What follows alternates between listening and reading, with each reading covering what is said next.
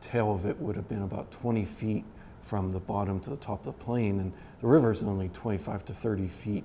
It's the mystery that's been sending shockwaves across the Steel City for 62 years now. What happened to the B-25 bomber? Did the highly polluted rivers corrode the aluminum exterior of the aircraft, or did something a little bit more secretive take place? I stopped by the Heinz History Center to chat with an expert about that cold January evening in 1956. It was around 4 p.m. when a B-25 bomber flew over the Glenwood Bridge in Homestead when 6 crew members found themselves running low on fuel. They asked to go to Greater Pittsburgh Airport, so they started making a loop, but by the time they were looping, the fuel on the wings had gone empty. There was still a little bit in the main tanks.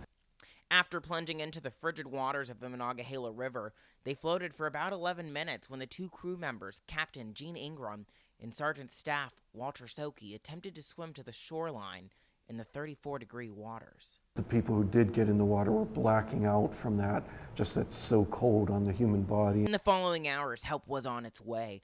The U.S. Coast Guard sent the fleet Forsythia. The Coast Guard had tried to hook a wing earlier, and they pulled it, and the pulled off, so the plane had kept floating. After sinking to her watery grave, the U.S. Coast Guard and Army Corps searched for 14 days and found nothing. There's all kinds of crazy stories, from nuclear bombs to showgirls and to aliens.